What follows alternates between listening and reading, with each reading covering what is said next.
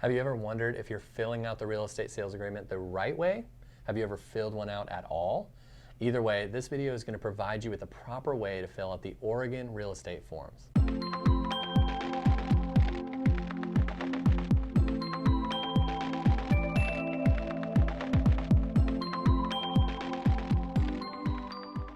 Hey guys, if you don't know me yet, my name is Joe Skipper and I'm the owner of Skipper Realty Group, brokered by eXp Realty. And today we're going to take a look at the Oregon real estate forms and specifically the real estate sales agreement and walk you through it to give you the advice on how to fill it out properly. Now, if you haven't already, if you could do me a huge favor and hit that like button, I would really appreciate it. Also, if you want to stay up to date on the latest marketing techniques and information for real estate agents out there, then consider subscribing to this page. I put out content regularly so that you can be a more successful agent and thrive in this career as a real estate agent. So before we get started, I want to give you my disclaimer that this is not a legal class, so nothing in this video is to be looked at as legal fact. This is just the way I fill out the forms and how my principal broker allows forms to be filled out in my company. Yours may be different, so please check with your brokerage or your principal broker before sending off an offer. But this course will walk you through all the places within this form that we need to be aware of and fill out for our buyers. Now, if you have further questions, feel free to reach out to me or your brokerage, but this should give you the right way to start on making an offer here in Oregon. So let's go take a look at it. Hey guys, okay, let's get started. I'm in SkySlope right now. This is our eXp's system that we use to fill out our documents. We're going to use the OREF forms, O-R-E-F forms today. Oregon also has Oregon Realtor forms, which we can go into another time, but today we're just going to go over that. I first want to give you a disclaimer that you need to check with your broker on this. This is a training video for people to just kind of see how to fill out the form. Do not take this as legal advice. Do not take this as anything that either eXp has represented or I've represented. You need to double check with your broker or your mentor or anyone else that you have up your upline. But I just wanted to give you an idea of how to fill out these forms so that you can get started. This is going to be a basic offer at $500,000 with $5,000 of earnest money down. And they're also going to put 20% down on the sale. So we'll fill that out. There's no other contingencies or anything like that. I'll browse over some of them to let you know kind of where you would put certain things if you had certain provisions or different things like that, but we're not going to cover those in detail. This is just a basic how to fill out the form and make sure that you get all the boxes and all the spaces checked. So let's get started here. If you go down here, I'm in the training section of my SkySlope forms. This is what you do. You pick up a residential real estate agreement. It says OREF at the end. That indicates that that's the OREF form. With my stuff, it's already filled out my basic information. So let's just start at the top right. This is the sales agreement. You can really put, some brokerages will have like you have to put certain things. Our brokerage doesn't. So I normally put my initials and then the MLS number of the offer that I'm making. So if the house is MLS, let's just put it in there. Let's just put JPS and the MLS is 1, 2, 3, 4, 5. So I'll just put that in there. That autofills in SkySlope and saves it as you go along. So that's saved in. And then any addendums that you have will still have that sales agreement number. So that's a good way to keep track of all that stuff. So one thing to check that on line 4, this does not autofill. You are either representing the buyer exclusively. That would be just you're only representing the buyer, not the seller. And you check this box if you're representing both the buyer and the seller. You also have disclosed limited agency. We can get into that another time. Again, it's not that complicated. We're not getting into that complications today. All my stuff is filled out here in these boxes. You would put the seller's agent on line 8, seller's agent's name, their Oregon license number. You can find all of that stuff in the MLS system. You can find whether they are representing the seller exclusively or both the buyer and the seller. Their name of their firm is just their brokerage, their agent's address, their firm's address, and the firm's license. The phone number and email is all in the system. It's all in the MLS system, so you can easily access that. I'll just bring it up for you just to show you, though, what it will do. It will have you input all the stuff here. Once you put this in, let's just do this. And then email at gmail.com. Let's do 503. And we'll leave the street address, but I just wanted to show you what it'll do once it puts in there. So it'll automatically input wherever you filled out. So you want to make sure this is filled out as best as possible. Sometimes you don't have a second number, things like that, but you want the firm's license number, you want the Oregon license number, you want as detailed as you can in these contracts. Really, the general theme of this is to fill out every box if you can, so that it looks professional, it looks clean, it looks like you went through the entire thing. Some agents leave things blank if the contract states that you can leave them blank, or it means something if you leave it blank. I like putting stuff in because it shows that I went through the contract and I went through it in detail in every line to make sure that everything was covered. Anyways, let's move on. This is where the buyer will fill out their information. Once you have a buyer, it will already be printed in here. So let's do John Doe. You save it, and it'll be in there for their, not only for this contract but others. It'll be that will be the buyer, and then they'll also be when they sign, they'll know, SkySlope will know where to put the buyer's signature down the road. Okay, price, parties, property price. This is the buyer of John Doe. The seller will be filled in if you have already filled in the seller stuff in that box. If you haven't, it'll bring it back up and you can add their stuff in here. Just like most of the stuff's with SkySlope, when you click on people's names, it'll give you a box like this to enter in their information. So you're going to purchase from seller. This will be the county. Again, once you have a street address, once you put an MLS number in SkySlope, it will autofill a lot of this stuff, but this is where you can refill it all in or change things if they get the county wrong or if they get an address wrong or things like that. You can change it. It will auto save it into there. If you don't put anything, it'll let you know. But line 33, you want the county. This will put in the address, line 35. Again, if it's blank, it'll fill in, put in the street address, the state, and the zip code. It'll complete that there. Line 39 here. So we're going to put in a purchase price of $500,000, and it will autofill the commas. So I type in the number slowly, the zero slowly, because what I found in SkySlope is if you go very fast, it may not add up. SkySlope in these next few lines, 39 through 42, it will auto deduct or calculate the final at 43, the final price. So you want to make sure that all equals out yourself, but SkySlope theoretically does it. What I found is if you put numbers in very quickly, SkySlope may miss a zero or things like that, or autofill is 1 0 less, which can significantly affect your offer. So make sure you do that. So in line 40, we're going to do an earnest money. Like we said, we're going to do an earnest money of $5,000. And as you can see, it deducted that $495 from the balance of the purchase price because you've already put in $5,000. So now your balance of the purchase price that is due is $5,000 or $495,000. Okay, so this is where we would put on line 42, we're going to put the remainder of the down payment, but that is post your $5,000. So we said we were going to put 20% down today. So 20% down is $100,000. However, we've already put $5,000. So what we want to put is $95,000 in here. That's the remainder of that 20%. And if you go slow enough, SkySlope will add that all up to say the remainder of the purchase price and what would end up most people being their mortgage. They would have to come at closing at $400,000. So this will all adjust. Lines 40 or 39, 40 through 42 will adjust as you put numbers in and as you take them away. So just make sure that the key, I would say, make sure in this section, this is the number section. So you want to make a good offer. You want to make it look good and not sloppy. Make sure that a zero wasn't missing or things like that. So double check calculations and double check all the addition and subtraction in this section. In this portion, we normally put a deed in Oregon. Again, this is a generic class. Your situation may be different. In this case, we're going to do a deed, but make sure those boxes are checked. This section right here, the fixtures and controls and keys, this is basically saying if you want anything, all the fixtures that come with the house as per Oregon law come with the house. If you want anything in particular, then this is where you put something in. Again, we're not asking for anything in this contract, but this is where you put different things that you would want in the house. As well as the personal property. If you want washer, dryer, refrigerator, freezer in the garage, things like that, a lawnmower, whatever, you would put this in section 3 in personal property. Again, we're not asking for anything. You can put either not applicable in there, or you can leave that blank, but it'll fill in for you as you do that. Generally, these things will bring up boxes where you can write in there to write what you want. So we'll move on to the balance of the purchase price.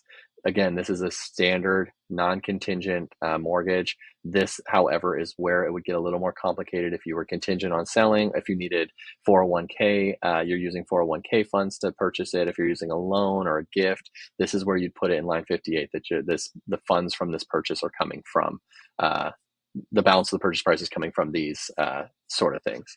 But we are going to put in this line 60, this is not contingent upon buyer obtaining funds from a contingent source. We're just applying for a mortgage, got approved for the mortgage, we're only using the mortgage. So you'd put is not. This is a great section to just start off on. 62, the parties will have blank business days and 2 if not filled in. So what I was saying is a lot of agents just leave it because it's 2. If you don't fill it in, it's 2. I like filling it in because it shows me that I did it, and it just looks more professional. It's maybe just my thing. I say if you have the ability and 2 doesn't matter, then just put 2 in. You don't need to leave it blank. I think we've kind of rushed through things, and it can lead you to rushing through different things in this contract if you don't just do it right the right way. So I put in 2 business days unless you have some reason that you don't need to. That's a standard. That's a standard number, and that's not a big deal. So we're going to go through to line 71. This is the section where you're going to say if this is an all cash transaction, you would check A. This is not an all cash transaction. We can get into the details of this, but this is, if it was an all cash, you check this, and then where you are either proving the funds or where the funds are. But we're going to move on to, because this is just a conventional mortgage, we're just going to go on to the next one. So we're going to skip all these. These can be left blank because you don't want to fill them in if you're not doing an all cash transaction. The line 81 is the balance of the purchase price we finance through one of the following loan programs. So because we're a conventional loan, we're going to check that box right beside B, and it's a conventional loan, so we're going to put it there. If it was FHA, you do that. If it was a federal VA, you do that. VA has a little bit more of a checkbox to do, but again, we're conventional. We're going to move on from that. Just a side note, as you can see, each page is going to be filled out automatically with whatever sales agreement number you decided. So just so you know that. Pre-approval letter, almost all offers that I have a pre-approval letter attached, unless there's some mitigating circumstance where I couldn't get a hold of the lender at the time and we needed to get the offer in. This is where you would say the buyer has attached a pre-approval letter. With most, if not all of my buyers have their pre-approval letter attached. It just is to me, it's a standard form that shows that my buyer's qualified to purchase the house. If you have any issues, you can say the buyer will provide the seller with a pre-approval letter within X amount of business days. 3 business days if not filled in. So just make sure if you have a specific scenario, check the right box for that, but make sure that you have that all filled out and figured out whatever box you choose. Choose one of these 3 boxes. Don't leave them blank. Financing contingencies. Another one is the financing contingencies are the same sort of things, that the buyer is going to qualify for the loan from the lender. The appraisal will not be less than the purchase price. They're just the standard. So line 94 to 996 are just standard things that are written in here. If you have anything else that you need to add because of your financing is different than the standard, this is where you'd write it. But most of the time, this is just left blank. Line 101, this is failing of financing contingencies. So if the lender says, hey, we can't go through with this loan, then the buyer has to notify the seller and all the parties. This, if it's not filled in, it's 2 business days. That's really standard to have. You'd fill in 2 business days following the date of the buyer's notice to seller. So basically, you either have 2 business days to either terminate the transaction, or you can reach an agreement on price and terms. That's good for the financing that you're working with.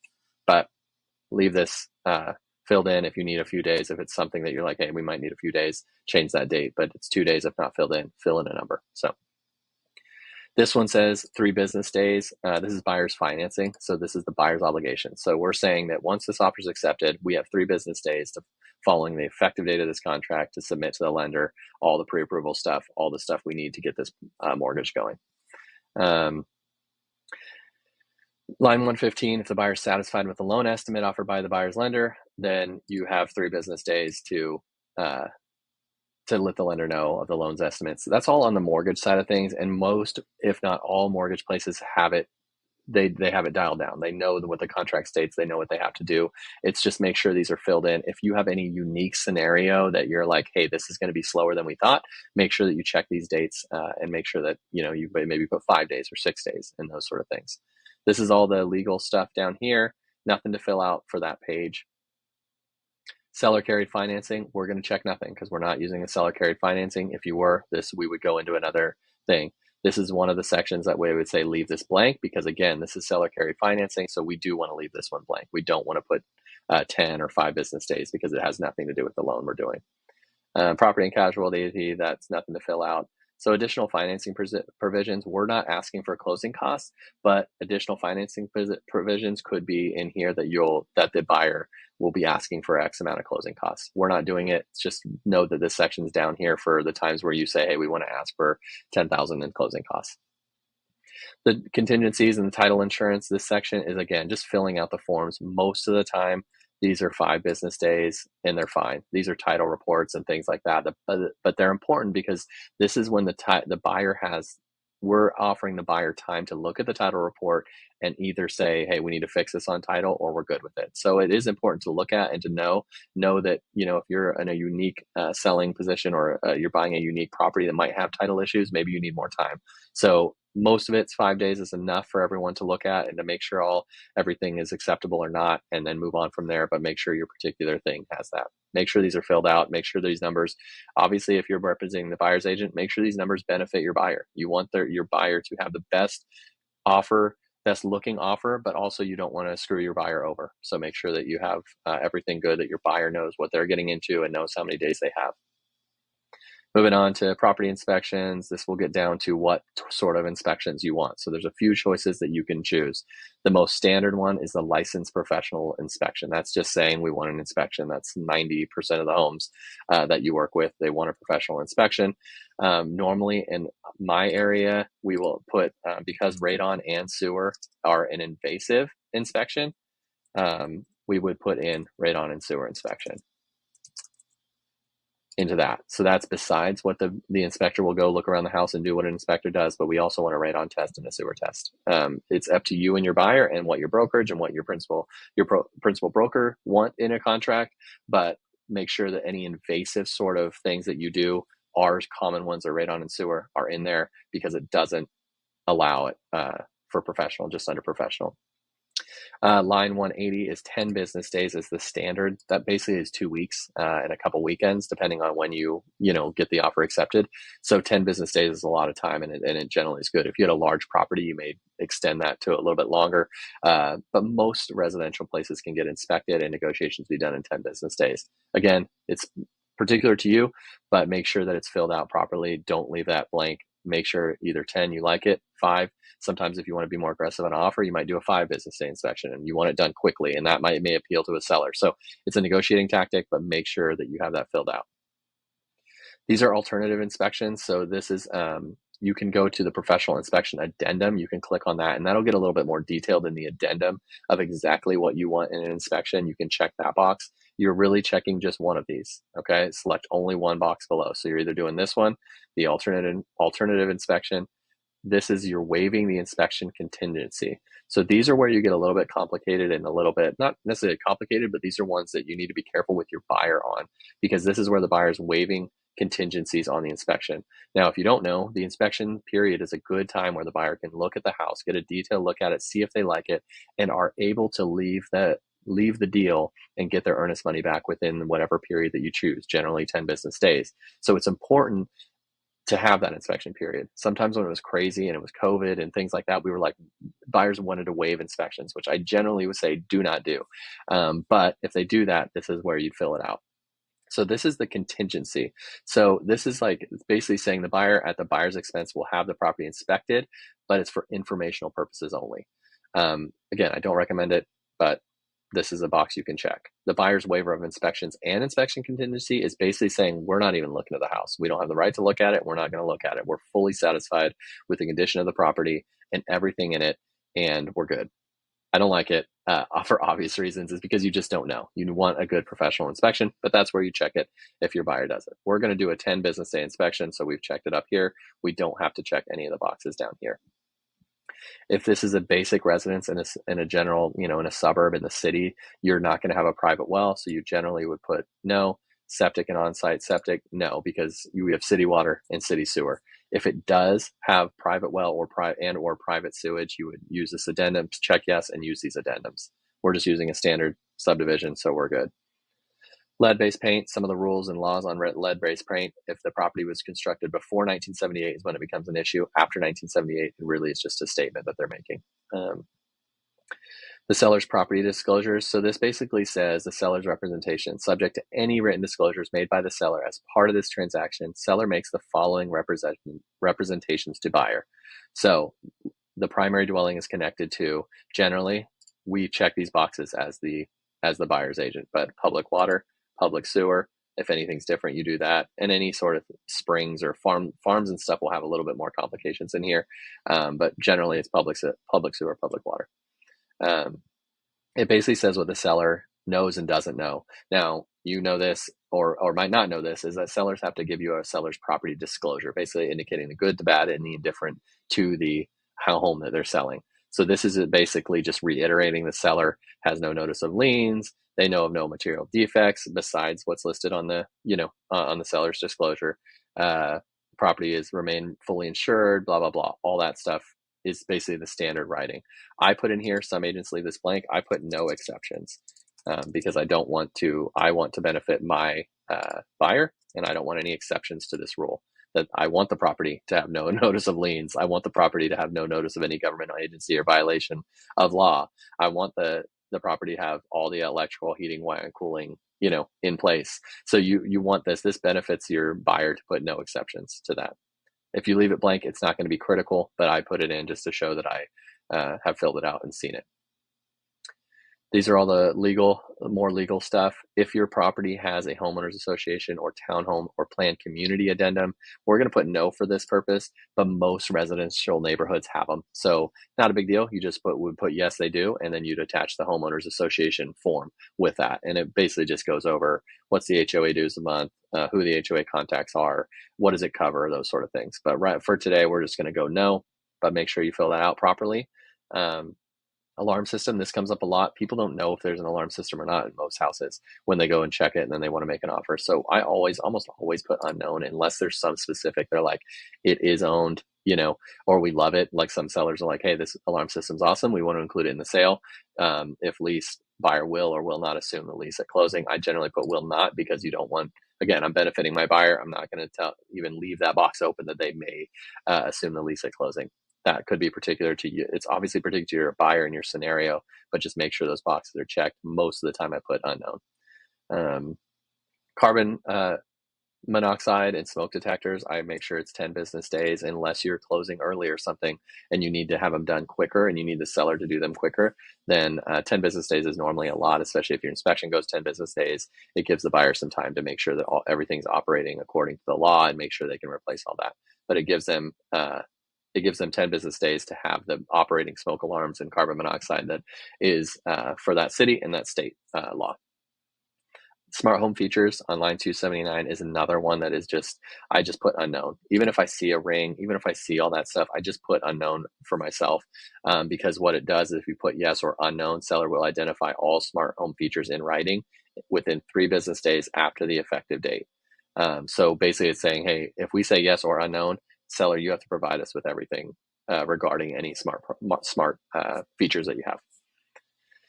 Wood place burning fire, or wood stove wood burning fireplace insert. We're going to put no, but it's very common to have a wood place or wood burning fireplace insert. So make sure that you follow these laws, because there's Oregon laws and DEQ laws that require either the buyer or the seller, whoever decides in this contract, to pay for the removal of that system if it's not certified, and it could cost a lot. So, or a decent amount. So you just want to make sure that if it does have a wood burning fireplace insert, that you make sure you know what you're doing and who's paying for that if it's not certified. Solar panels, you will know if it does or not, obviously. So you will do that. If it does, you will provide the solar panel system addendum. Home warranties. This is if something, sometimes when it's a more buyer's market, sellers will offer a home warranty. So make sure that you check this in the contract, because what I've had once or twice is the buyer has made an offer based on thinking, and I was thinking that when I was younger, thinking that the seller said in the MLS description that they were going to cover a warranty. Well, I didn't check this box, and They said, well, tough. We said it in the thing, but we didn't see it in the contract. That means you guys didn't ask for it. So again, if it's not in the contract, it's not happening. So make sure that you fill whatever you want out, even if they say it in the MLS, make sure everything is in the contract. Even what they said in the MLS, make sure it's in the contract. We'll say no for this case. If you say yes, then you say what sort of plan, how much, and who's going to pay for it. Any additional provisions in here, this is for any contingencies or any other things that you would want to state in here. This is going to be clean cut, but just know that these additional provisions is there, and that's where you put some of your requests or whatever you want in the offer. Escrow, this is whoever's preference. Generally, the seller will say who they like to do. I don't think it's law that they can force you to do it. I'm almost positive it's not law that they can force you to do it, but you can generally cater to the seller for whatever reason. If you're a buyer that has a contingency with another and you're selling a house with another title company, you can work that out and put in whoever you want. But again, this brings up a menu of their first name, last name, try to fill out their company name and that sort of stuff, and it'll auto fill in here. That's just basically what it'll be closed at and who the title company will take care of all the transaction. Scrolling down to the next checkbox we'll have is prorations. If you don't have any renters or tenants or any rent back or anything like that, I generally just do the closing date. That is when you take possession as the buyer, so the taxes will be prorated to that date. If you have 30-day rent back for a seller, I want to do when the buyer is entitled to the possession. So that will benefit the buyer in the sense that the proration will not take place until the buyer takes possession. Generally, it's the closing date. If there's any rent back or any renters or anything like that, or any sort of delay from the closing to the buyer taking possession, you would do the date the buyer is entitled to possession. The next checkbox we'll have is the deposit, the earnest money deposit, when you're going to be putting that $5,000, when you're going to be delivering that to escrow. Generally, 3 business days is plenty to deliver to escrow. They have all sorts of wire transfers, checks, delivering. They have all sorts of ways to deliver it. So 3 business days generally is not an issue, unless your client might be traveling or things like that. Then you might want to extend that. But generally, 3 business days is normal. I generally put that it will be deposited directly with escrow.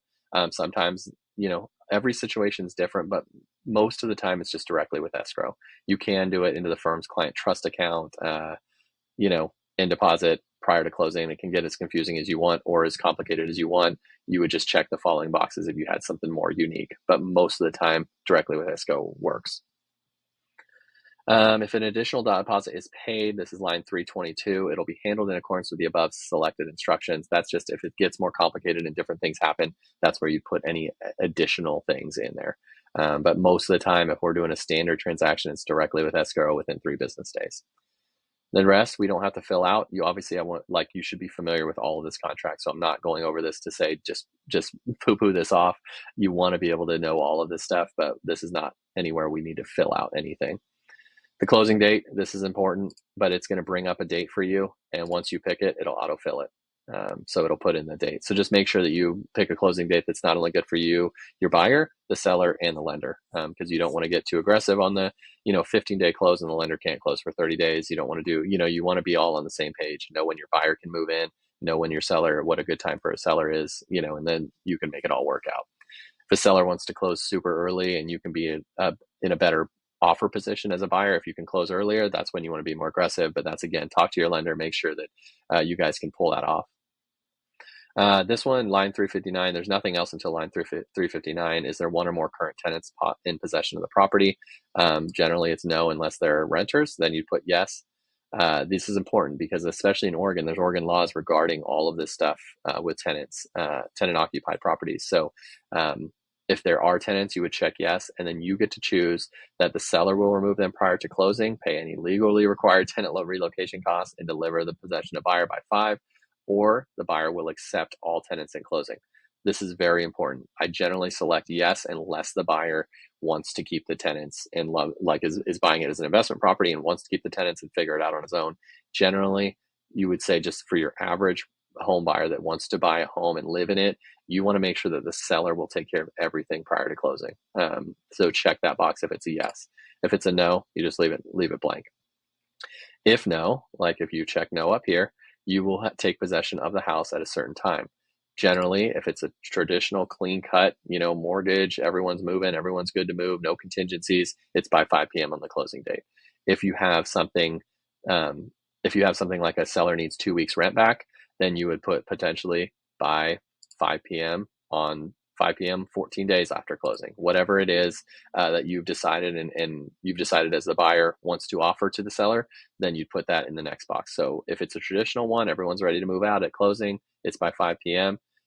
If it's not, you do by 5 p.m. whatever days after closing, or a date. You can pick either one of these three. So pretty self-explanatory, but you want to make sure that you know that, because this possession of the property will be delivered by the seller to the buyer by 5 p.m. on the date of closing. So a lot of people get mixed up by this, because the date of closing does not necessarily mean you can move in at 9 a.m. on the date of closing. It says possession of the property will be delivered by the seller to the buyer by 5 p.m. by 5 p.m. So that doesn't mean by 10 a.m. the day of closing. So make sure your buyers are aware of that and have their moving schedule planned based on that. So most sellers are good about getting out, but it's happened multiple times where they wait till 4:59, then they hand over possession. So be aware. Taxes, this is all legal mumbo jumbo here, but nothing we have to fill out. Again, it's important. This gets missed a lot. Line 398 gets missed a lot. And if you have a good broker, if you have a good transaction manager, they'll catch it before you do it. But this is whether the property is or is not specially assessed for property taxes. So that would be, generally your residential homes are not going to have anything like this, but farmland does a lot, timberland does a lot, all this farm, forest, others that result in a levy of additional taxes in the future. So basically, if you have a farm deferral, you would check that this is specially assessed. Most of our residential real estate transactions will be not specially assessed. That's just a standard home. We're paying our taxes. We're not getting anything deferred. If it is deferring taxes like a timberland or farmland, then you want to check is. This box gets mixed a lot because look, it's just amongst all this legal stuff. So make sure 398, you check that box, yes or no. Then we go back to the legal stuff here. We go down all the way. These will all be filled when your buyer needs to sign. They'll sign all that stuff. This is all the legal stuff, and then it doesn't start again until 5:02. This is what the deed or the contract will be prepared for. So generally speaking, we're going to put John Doe or your John and Jane Doe, those sort of things you're going to put in there. That's what the title company is going to use as what they're going to put on the deed. Whose name do they want on the deed? Some people have an LLC, some people do that. This can be changed through the transaction. It's not hugely critical, but just make sure that initially you have what your buyers want to put on the title. Again, it can be mixed around a little bit. As long as you have enough time within closing, the title company can fix some of that stuff if you have it. But then we skip down to line 505. This will give you a date. We'll just put in a date, and then you will put in, let's do 5 p.m. So basically what this means is we're giving the buyer when our offer, this whole document is going to expire. So we're telling the buyer, you have until this date at this time to accept, deny, or counter us, or this contract doesn't mean anything. This is important because this can be misconstrued a lot. A lot of people don't look at this, or a lot of people underestimate the value of this, of having a timeline for the seller. So just make sure that you have a good timeline that's aggressive for your buyer, but also reasonable for your seller. Generally speaking, at least 24 hours. Generally speaking, again, every offer is different, but generally, if you're just offering, generally giving them 24 hours is good from the time that you send it on to when they can think it or make a response. So, but some people are like, hey, give them a couple days. This is a really low offer. We want them to think about it, or we're giving them all cash and we're offering over 70,000 over asking. We want them quick. So some people say, hey, they only get 8 hours. So it all depends. Just make sure that you have that filled out so that it's representing your buyer appropriately. And other than that, I'll just quickly go over this. These are where the seller would either acknowledge to sell the property under those conditions that you just wrote, or they reject it. They can check this box to say they do not accept this above offer, but they've attached a counter offer. So basically they're saying, hey, we don't like this, but we'll give you a counter. That's when you kind of mess with prices or closing dates or, various things like that, or closing costs and that sort of stuff. That's common. Or they can all out reject the offer. So that's the 13 pages of the ORAF form. It's pretty self-explanatory. if you know what you're talking about in the residential sales agreement, you want to go through this thing and you want to know exactly what each line says and what it does. This is a legal contract, so you want your buyer to be represented the best way possible, but also do it, in a legal way, so that your buyer is protected when they need to be protected, and they put in there exactly what they want, because this is a legally binding contract, and this is where you can't make mistakes, especially on the offer price, the closing dates, the things like that. Everything can be changed once the offer is accepted. Most things can be changed and adjusted if the seller is willing and if the buyer is willing, but you want to have a contract that is best suited for your buyer at the time of the initial contract, so there's less to change down the road if things went wrong. So that's it. If you guys have any questions or any other issues with this one, we'll probably go over the Oregon Realtor Form 1. It's structured a little bit differently. We'll go over that, but it's kind of the same thing, just in different format. But that's the ORA form. If you guys have any questions, feel free to reach out. We can talk about those in particular. But hopefully this helps and gives you a good idea of how to just get started in a real estate contract. Thanks, guys. I hope this video is helpful for you and is something that you can refer to in the future if you're having issues with the Oregon Real Estate Forms sales agreement. Now again, remember, this is not a legal class and I am not a lawyer. I'm a simple real estate agent getting along and trying to help you to thrive in this industry. So make sure you check with your brokerage on their specific rules on how to fill these forms out. DM or text me if you have any questions at all regarding this or any other real estate issues that you may have or that may come up. And don't forget to like this video and subscribe to my page to stay up to date with the latest tools, techniques, and tips for real estate agents in today's market. Thanks, guys.